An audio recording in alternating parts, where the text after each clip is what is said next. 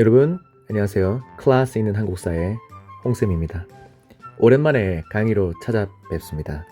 자, 우리가 기말고사에서 새롭게 나가는 범위가 바로 조선시대인데, 조선시대도 마찬가지로 할 내용이 많습니다. 그래서 수업 시간에 할 내용과 그 다음에 수업 시간에 미처 하지 못할 것 같은 부분들을 미리 강의로 찍어서 올릴 테니까 열심히 공부하시길 바랍니다.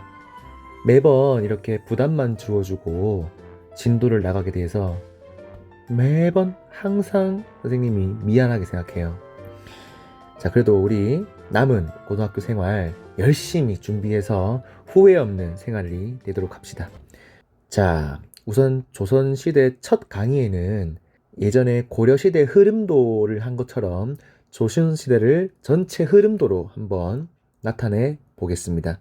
자, 여기 미리 선생님이 만들어 왔는데, 조선시대는 고려 왕조처럼 거의 500년, 조선왕조실록 500년이란 말이 있는 것처럼 500년의 역사가 진행이 됩니다. 그 500년의 역사가 진행될 때 고려시대도 무신정변을 기점으로 고려 전기와 후기로 나누는 것처럼 조선시대도 이 양란, 즉 외란과 호란, 임진왜란과 그 다음에 병자호란을 기점으로 조선 전기와 후기로 나눕니다. 이 조선 전체 흐름에서 조선이 건국되기 전에 우리가 배웠죠. 고려 말에 신흥무인 세력, 그러니까 고려 말에 성장한 신흥무인 세력과 정도전, 조중과 같은 급진개혁파가 손을 잡고 고려를 멸망시키면서 왕씨에서 이씨로 갈아타게 되죠. 그때부터 조선시대의 막이 열리게 되는데, 이 복잡해 보이는 조선 정치사도 전체 흐름을 통해 이해하면 방향을 잃지 않고 공부하기 편할 수 있습니다. 자, 그러면 천천히 볼 텐데, 처음에는 우리가 체제 정비기를 볼 수 있고, 그 다음에 사화 발생기, 그 다음 붕당 정치기, 탕평 정치기, 세도 정치기, 총 5가지의 시기로 좀 구분을 할 수가 있는데, 먼저 조선 전기 맨 처음에 체제 정비기에는 태정태세 문단세 예성까지를 우리가 체제 정비기, 그러니까 이때를 다른 말로 하면은 조선 초기에 황금기라고 했었습니다. 조선이 건국되고 성종까지는 아주 빛이 나는 업적, 즉 조선의 발전을 이룩하는데, 정말 성종 때까지만 해도 어떤 국가 부럽지 않게 문화적으로, 과학적으로, 정치적으로 많이 발전을 하게 됩니다. 특히 이 조선을 세운 사람이 누구다?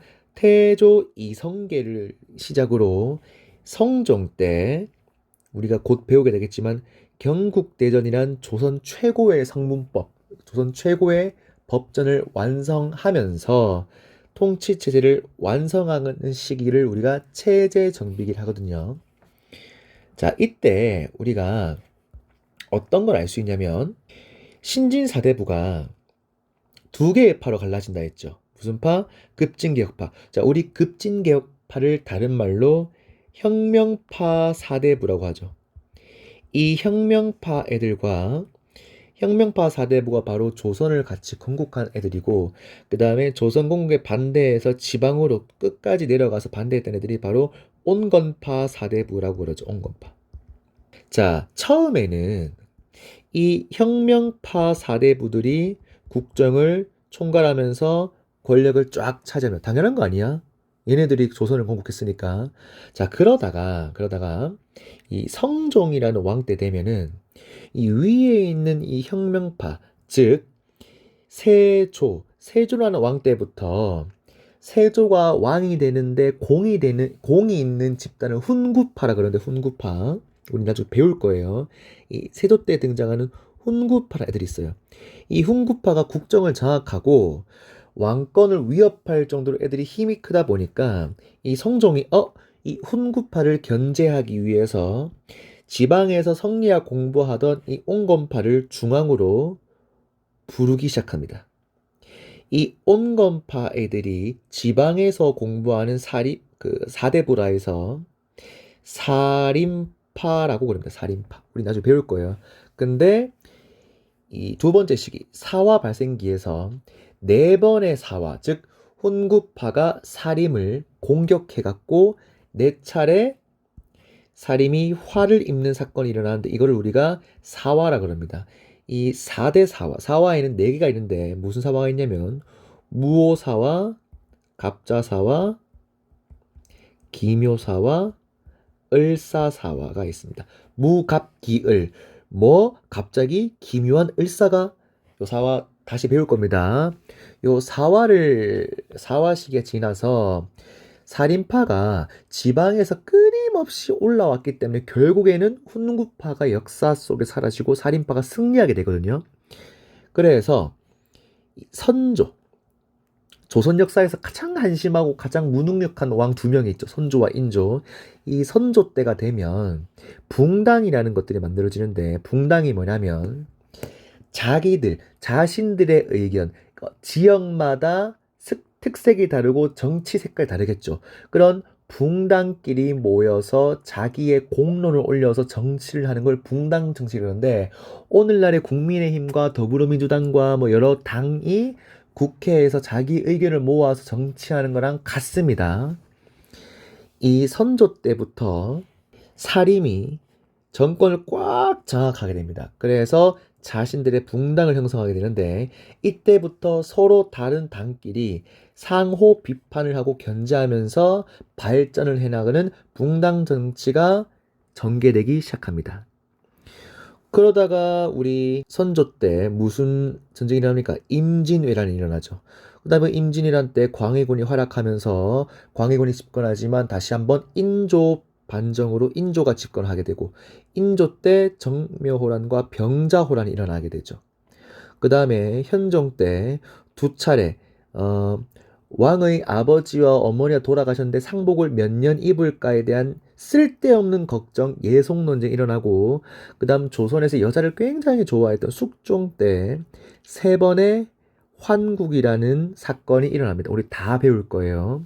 결국에는 이 숙종, 즉 붕당 정치기를 기준으로 숙종 이후에 건강했던 서로 상호 견제했던 이 붕당이 한쪽을 완전히 조지게 되는 변질, 이런 붕당 정치가 처음에는 긍정적으로 작용했다. 이제는 하나의 당이, 집권한 당이 하나의 당을 완전히 조지는 안 좋은 사건이 일어나게 됩니다.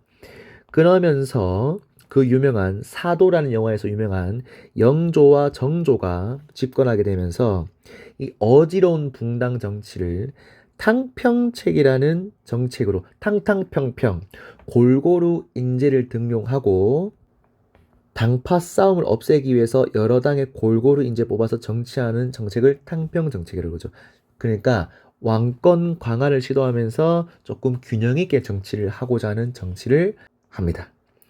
정조 때 성공하는 듯 했으나 정조가 일찍 병에 걸려 죽고 나서 어린 나이에 순조가 왕이 오르면서 세도 정치기라는 정치가 나오는데 이 세도 정치가 뭐냐면 어린 애들 순조, 헌정, 철종 3대 60년 동안 하나의 가문이 권력을 독점하게 되는 세도 정치가 전개됩니다. 이때는 조선 역사상 가장 개판이에요. 개판. 매간매직하고 지들끼리 왕권 막 계승 분쟁하고 막 권력 사고 팔고 난리가 납니다. 그래서 이때 조선에서 농민 봉기가 가장 많이 일어나고 그 이후에 일제 침략기까지 우리가 암흑기의 조선을 겪게 되는데 여기까지가 선생님이 간단히 말했던 조선시대의 큰 연표입니다. 그래서 요 크게 한번 인수장이나 공책에다가 필기해 놓고 요 큰 흐름 속에서 지금부터 배우게 될 조선시대를 공부하면 될 것 같습니다. 그래서 조선의 흐름도는 여기까지.